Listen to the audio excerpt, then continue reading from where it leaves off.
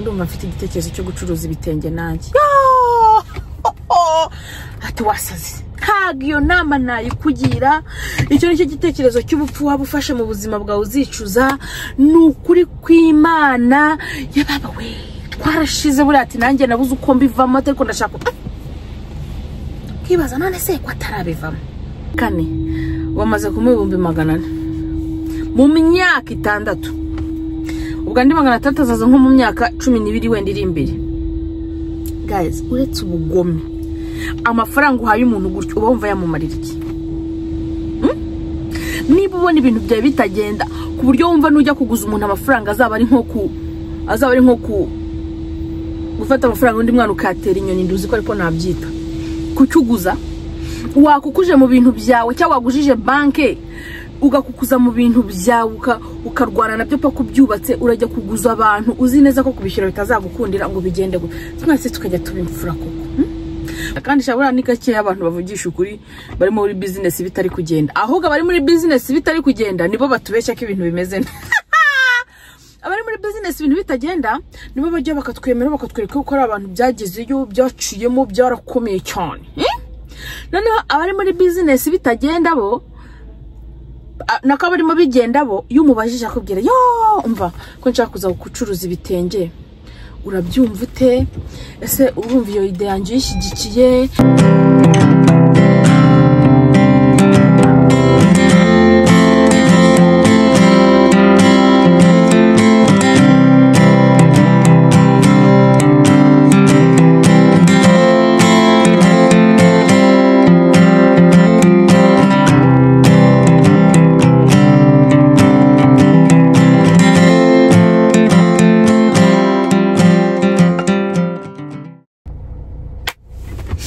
Good morning guys, mumeze gute?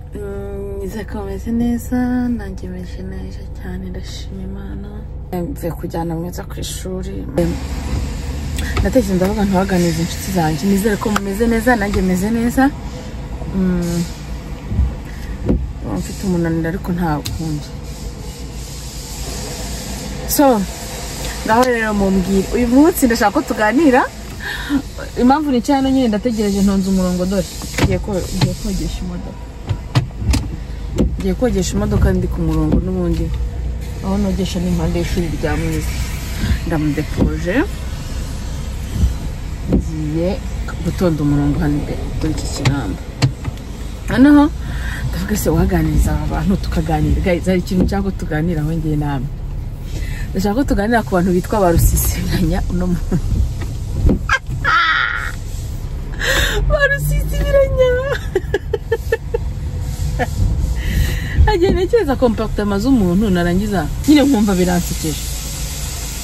Umuntu arifata akadesida kuba rusisibiranya akavuga ati ngewe ubu ngiye kujya mbasisibiranya. Nagari buri munsi tuzatubana mu mirimo yo mu rugo cyangwa se mu marutine ahangaha cyangwa se mu bintu nk'ibyo no dushaka no gufata umwanya tukaganira ku kindi kintu tukihasuje tukayiganiraho ari ikintu gitandukanye. Noneho mumbwire ni gute umuntu yifata akabyuka agafata decision akavuga ati ibintu biranze ngiye ubu ngubu ngiye kujya mbasisibiranya. Cyane cyane ndahera kuri barusisibiranya basisibiranya binyuze mu madeni. Sibyo umuntu ugasanga yatsa abantu ideni nta gahunda ufite yo kwishyura. Sibyo nta gahunda ufite yo kwishyura umuntu urabizi neza mu mutima wawe mu mutima bikurimo yuko umuntu utazamwishyura utanabiteganya. Wangiza ukajya ukiriza nukuri kw'Imana mbabarira urabona ibibazo byaje ugashaka ukuntu wubaka ugakora structure y'ikinyoma cyawe nukuri mbabarira yewe nukuri rwose urabona ko ibintu birakomeye ngewe mbabara nari napanze imishinga biburaho gatoya kakantu gutya kandi mu mutima wawe tu es sûr ko icyo ugambiriye ari ikibi. Warangiza ugafata amafaranga umuntu akaguhereza amafaranga wenda n'urugero mfite inshuti yanjye byabayeho kera turangiza kaminuza kwa kundi umwana yisiri bangasha akifata kigomwa umwana kigomwa kirya kimana agasevinga ngari kubika ariko bimeze bite agasevinga ngari kubika ngo miliyoni abika miliyoni nyine ngo kugira ngo narangiza kaminuza kuko nta kizi yari afite yuko arahita abona akazi nyine arangije umwana arasevinga agambire kugira ngo narangiza kaminuza azahita atangira ka business turi muri defense mu gihe cya defense mugenzi we barahurudutse amubwira ati ni ukuri kw'Imana baragurikana gutya kwa kundi bamwigana n'umwana nyine akigira umuntu ariko yarigize umuntu w'umunyama business niki mukajyaho namwe mukizera mutu umuntu ari muri business ibintu biragenda kandi shabura ni gake abantu bavugisha ukuri bari muri business bitari kugenda ahubwo bari muri business bitari kugenda nibo batubeshya ko ibintu bimeze abari muri business ibintu bitagenda nibo bajya bakatwemera bakatwereka ko ari abantu byagizeyo byaciyemo byarakomeye cyane noneho abari muri business bitagenda bo nako barimo bigenda bo iyo umubajije akubwira yo umva ko nshaka kuza gucuruza ibitenge urabyumva ute ese urumva iyo ide yanjye yishyigikiye ese nibyo koko nkomeze ngiye kugerwaho kanze mbere ukuntu mu kinamba hameze ndaje nkomeza amagambo yanjye kanze manze mbere ukuntu ku kinamba hameze ahangani mu kinamba cyitwa Makoporo buza neza cyane imodoka nabasirimu muzaze sibyo mujye muza mu bateza imbere ubwo rero icyo cyari kiri kungendera najya mbere kukuntu nyine structure z'ibinamba byano nazo ziba zimeze baba bakoresha imashini zipiriza zifite ibibaraga nende kubabwira rero umuntu ari muri business no acuruza ibitenge kandi biragenda cyangwa gucuruza kenkayori kandi biragenda rwose pe ibintu bimeze neza ukajya kubona inshuti ikamubaza ndashaka ndumva mfite igitekerezo cyo gucuruza ibitenge nanjye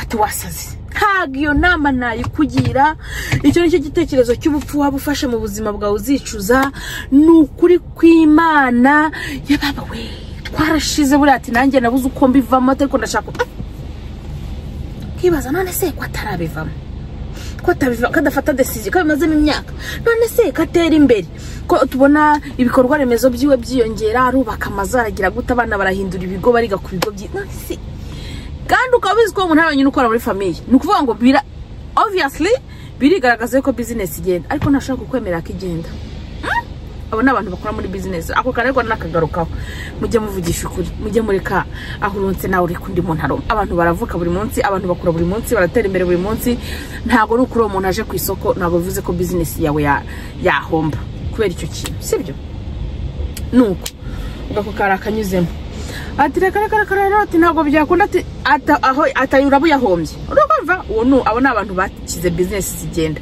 none abantu business zitagenda ntago bashaka ko tubona feria zabo ntago bashaka ko tumenya ko bitagenda kuko bumva ko twabaseka bakeka yuko twatekereza ko hari injiji bafashe decision mbi bakajya mu business atariyo cyangwa se ejo nije bundi hari n'ubikora kugira ngo ejo nije bundi atazakuguza ukanga kanisiga karabya hari n'ubikora kugira ngo ejo nije bundi atazakuguza ukanga kumuguriza uvuga uti n'ubundi yambwiye ko business itagenda nta singiye gutera amafaranga yanjye inyoni abo bantu rero bafite business zitagenda nibo biyemera niba usanga hagati amafaranga hari arahari ngwino kugira ngo nimuhura mu nzira umwemere amafaranga hari ngwino ukore business ishaka ngwino ukore kandi ugasanga wenda ibintu ntibinagenda ariko kugira ngo yigire rusisibiranye akagenda abantu bamukikije akabereka yuko yo business iragenda ni ruzungu ibintu bimeze neza guys twige kuba abanyakuri sibyo umuntu muzima nyamuntu ni umuntu uvuga ikintu kuryo mva n'umutima we biri guhamanya nyine ariko ugihamanya n'umutima we ako twebwe turi abanyabinyoma abanyafrika kenshi ubwo nibo ndi kuvuga bamvuga abanyafrika muri rusange simba mvuga biwacu turi abanyabinyoma ku buryo nyine sinzi ikintu turamyemo nyine kuryo kuvugisha ukuri bituri kuri ntago tuganiriza imitima yacu ntago dutuma imitima yacu ibaho mu buzima bw'amahoro bwumva nta kibazo ufitanye n'umuntu n'umwe bwumva wakoze icyo ugomba gukora wavuze icyo ugomba kuvuga reka da ntago nzi ukuntu bimeze gusa nta kantu keza ubwo aho ngaho rero abo barusisibiranya baba bakora business zitagenda umwana nawe yari mu business tuvuga tuti ibintu byarakomeye byaciyemo mwana afite business agiye aho ngaho urumva umuntu mufata gutyo ku ishuri mwumva nyine byaraciyemo akugujije miliyoni ntago wakumva ari ibintu byahatari ayigujije umwana sha wihambiye akihambira baduha buruse ya 40 akaryaho 10 30 akarikubita ntuza akarikubita bank broke akigataha umwana akagiye gataha kugira ngo nyine abekingesho yuko ifaranga ryiwe nyine ryabaye ifaranga umwana agenda rujuza miliyoni undi araza rona nende mu ka business gutyo no gutyo ngo yagize umu engineer nyine yatangiye kare ari umwubatse umwana arangije kumuguriza ntiyanatekereje kabiri ntago watekereza kabiri kandi uwo muntu mumufata nk'umuntu w'umuhatari habe no kuvuga atari ko bino bintu nta no kureba negative nyabusa nigo amafaranga y'inzira karengane nkatwa agenda yafashe amafaranga ahereje umwana kubita ifaranga umufuka agenda yashara avuga ati ubu business igiye kugenda neza noneho nzarangiza defense za graduating akabisa ifaranga ryanjye ryuzuye mpita ntangira business ahita ari ingaruza mpita ntangira business umbaza uko byagenze hashize imyaka 6 ndangije kaminuza ngiye nasoje kaminuza 2019 2020 iragera umwana ntibaramwishyura what is that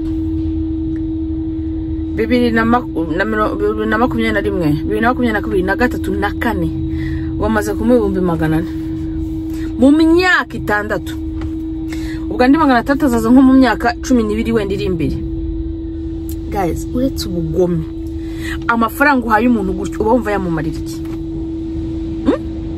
niba ubona ibintu byawe bitagenda ku buryo wumva nujya kuguza umuntu amafaranga azaba ari nko ku gufata amafaranga undi mwana ukatera inyoni nduzi ko ariko nabyita kucyuguza wakukuje mu bintu byawe cyangwa wagujije banke ugakukuza mu bintu byawe ukarwana nabyo pako byubatse urajya kuguza abantu uzi neza ko kubishyura bitazagukundira ngo bigende twese tukajya tubimfura ko Yezu afite imigisha yose sibyo ko Yezu aduha imigisha yose ko Yezu nta kintu na kimwe yakwima mwaretse ukabisengera ibintu byawe ukabikora mu buryo bwawe ukaguza ahandi hantu ariko kujya ujye guhemuka koko sibyo abantu mwigize babihemu binyuze mu kuguza ni mwebwe ndi kuvugisha ni mwe ndi kubwira bihemu baguza muguza mukambura ni mwe ndi kubwira ubuta nzabwira ababihemu muha abana akazi abana batoya akazi mwangiza mukabambura abantu bigize ibintu by'ibisambo gusa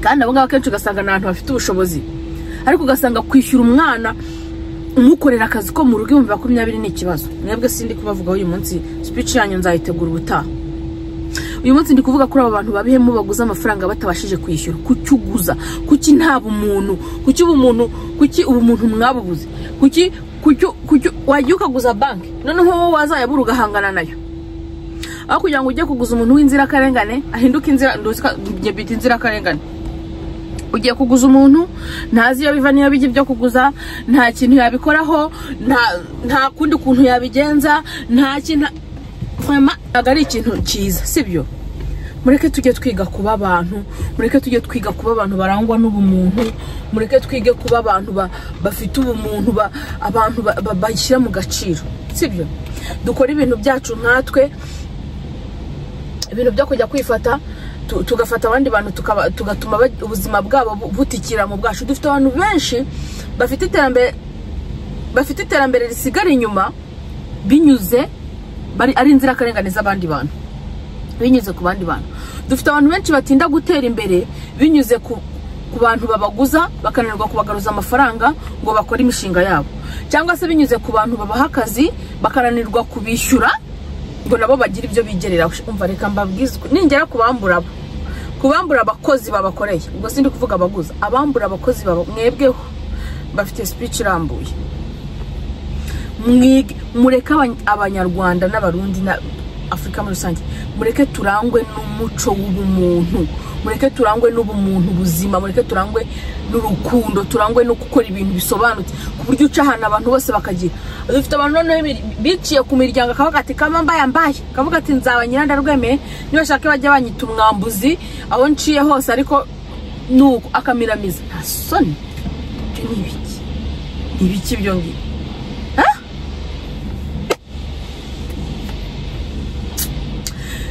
yari kuvuga ko nibimba numva mfite ibintu byinshi byo kuvuga ariko ntabwo byose nabivugira rimwe ngo mbirangize. Gusa icyo nababwira cyo duhinduke. Abantu mwingize barusisibiranya muhinduke. Umuco wo kuguzo tukishyuramo abantu namwe muguriza na akazi kanyu. Njye ngubu nimwe bwe ngiye kubwira. Muri iki gihe usigaye uguriza umuntu ukabura umuntu ukabura amafaranga bikarangira. Ubuza umuntu ubuza amafaranga byose birarangiye. Inama nabagira ngiye isomo nize ngiye uko nsigaye mbikora. Kuko kuva kera byambayeho none cyabwo narakagoryi niga nko muri secondary nagurizaga umuntu nkamwibagirwa sha. Aya bantu boteze. Nkamwibagirwa ko nkanya numva nagurije umuntu ariko nkavuga uyu muntu ninde koko? Ninde nagurije amafaranga nkanya mushakisha nkamubura. Uri kumva? Ubu rero namenye ubwenge nyine abantu bamaze kunyigisha ubwenge. Inama nabagira abantu mwe mumeze gutyo muguzwa kuko abaguriza abo sindi bubagira inama buryo umuntu nta roho mutagatifu afite aba nta roho mutagatifu yari nta umuntu afite umutera isoni zo kubika iby'abandi ngo yumva atewe ipfunwe no gukirira mu by'abandi. Abantu benshi dufite ngo bakize ngo abantu bihaye ngo gukira yewe ngo bisabwa guhemuka. Nago gukira bihurira no guhemuka.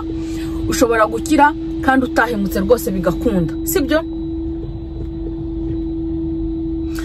Abantu mwigize ibyo bintu ngewe ntacyo nabavugaho mwebwe biragoye kugira icyo mbavugisha kuko imitima yanyu baramaze kwangirika cyane.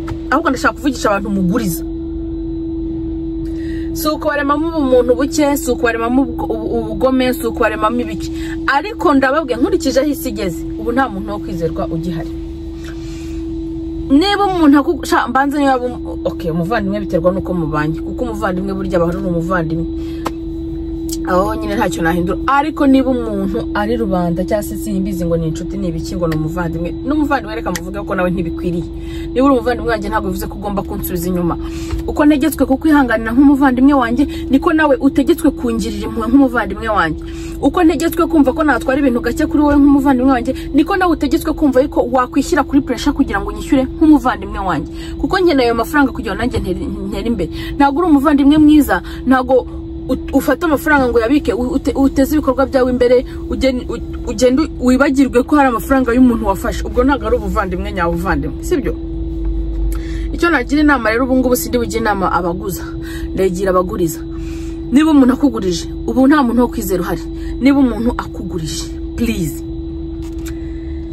akakuguriza 500 wenda nibyo urayafite urumva wayamuha. Ikintu nakugiramo inama ngezeho ikintu nakugiramo inama wiyamuha. Ukumva wiyamuha ahubwo wowe wiyamuha mu izina ryo kumuguriza ahubwo wowe muhi 200. Sorry gato nsoke boza imodoka. Guys nengeze aho ndi kubagira inama. Ndikubane ubu ntago ndi bugira inama umuntu uguza kuko uguza wenyine umutima nama we ni ufite ukuri. Ahubwo ndagira inama umuntu uguriza. Ngiye ukuntu nsigaye mbigenza nko nembabwiye isomo nize.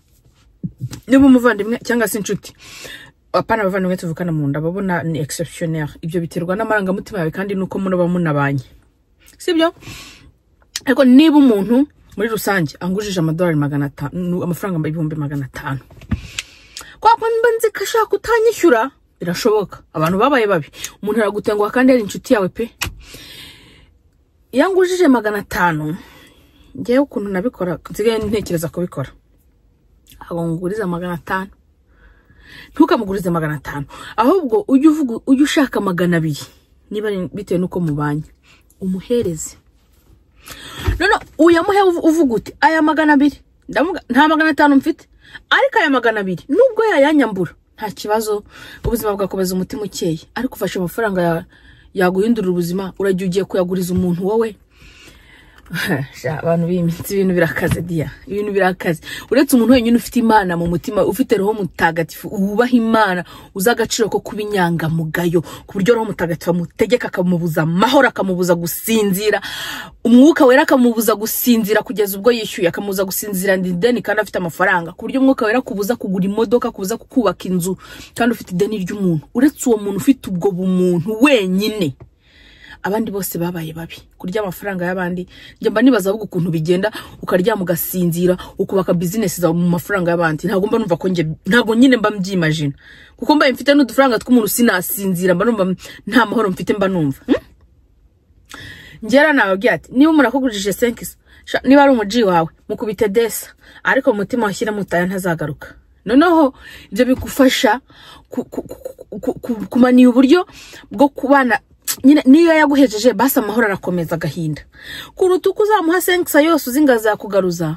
ukabura byose nk'ingati imenye ukabura umuntu ukabura n'amafaranga kubura byose nk'ingati imenye uwo mugani murabuzi ngiye ni inama mba mbagiriye ariko kandi ntabuze kugaruka ku bantu barusisibiranya muguza ntimwishyure nyine mwebwe abo ndi kuvuga nubwo nagira inama baguriza abagira inama yo kuba maso no gushishoza niki kuko ibintu byarakomeye abantu barahindutse hari n'igihe ushobora kuyaha umuntu uzi ngo ni umuntu usanzwe ari muzima mu buzima busanzwe ariko kubera imbogamizi z'iyisi kubera ibibazo by'iyisi ntago abantu bose akenshi bambura ntago ndi gukondana umuntu wese wari wese wambura kuko sometimes hari igihe umuntu yambura kuko nawe nta kundi yabigenza hari igihe ibintu biba bitari kugenda neza hari igihe koko pe usanga umuntu akwambuye kubera ibibazo hari igihe by'umuntu ashaka kuguriza amafaranga ugasanga wenda niba yagiye nko gufata wenda n'urugero umuntu akugurije amafaranga ngarangura ibintu ugasanga barabifashe cyangwa se n'iki birahombye izo kesi zibaho ariko nizo nkeya none hari abitwaza izo kese bakambura ariko koko atari ko bimeze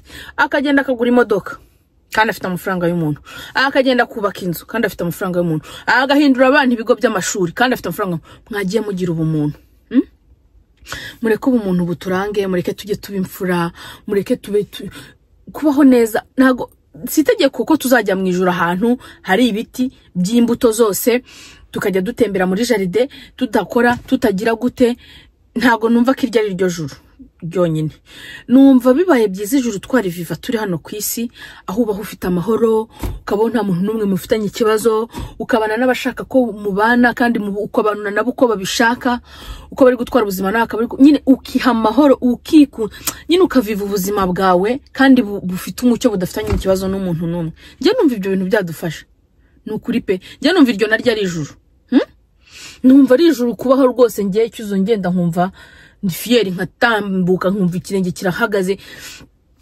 abantu mufitanye ibibazo nta manyanga nta bintu by'ibicakura muri wowe icyo gihe Yezu nawe aragusanga mu kabana noneho icyo gihe Yezu muri kumwe ibintu byose umusabye akabiguha ijuru rirenze iryo niriye mwaretse tukibera mu ijuru turi hano kwisi mwaretse ibintu by'ubusambo koko tukabireka mwaretse koko ibintu byo kwigira barusa harya natangiye mbita ngo iki ibintu byo kwigira barusisibiranya tukabyihorera ntago ari byiza kandi noneho ikintu gitangaje birangira ibyo bintu abantu babikora bibabereye bibi cyane bikababera bibi cyane ku buryo umuntu ubuzima bw'ubona ko buri mu kaga niba ariko nabivuga nyine ugasanga waruhiye ubusa ugasanga wahemukiye ubusa njyewe ngiyo yari inama yanjye njye nababwiye ati nzajya mbabwira ibintu uko mbyumva mbivuga ari byinshi wumva ikikureba ngenza ya nkora akazi kanjye sibyo ngenza ya nkora akazi ko kubabwira ibintu uko numva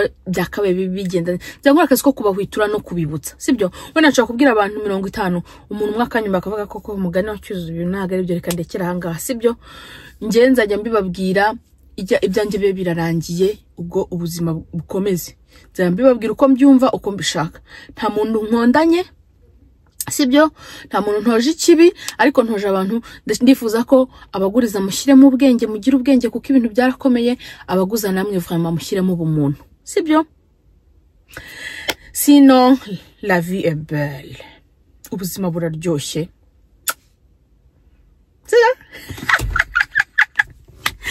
kanzoze tseka ntago nzajye mbabana seri ntago nabishobora gutangira seri iminota 10 ningahe yose we ndimo nakambije impanga anyway gusa ubuzima ni bwiza sibyo ubuzima ni bwiza iyo dushaka ko buba bwiza ariko nufata ubuzima ugashaka kubaho mu isi y'amanyanga abo bantu nabo nzabagarukaho icyo ni ikiganiro kwacyo vraiment ntago bizaguhira ikiza fata ubuzima bworoshye ubeho nkawe urye ducyo uryame kare usenga Imana utegereze ubeho ubuzima ubeho nkawe sibyo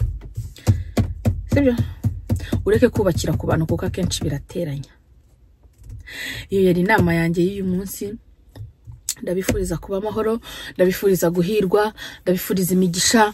Abantu mwagujije kwishyura bikabananira, ndabifuriza umugisha rwose, kandi Roho Mutagatifu abahwiture niba mufite uburyo mwishyuri, sibyo?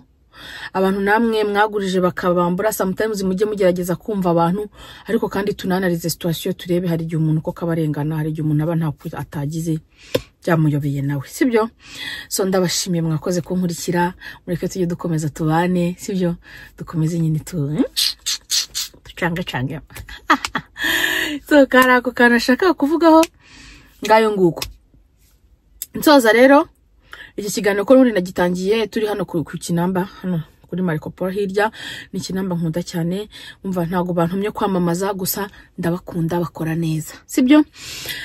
Abanyarwanda n'abarundi muri kunyumva muzajye muzana imodoka zanyu bazibogereze, boza neza pe, boza neza cyane.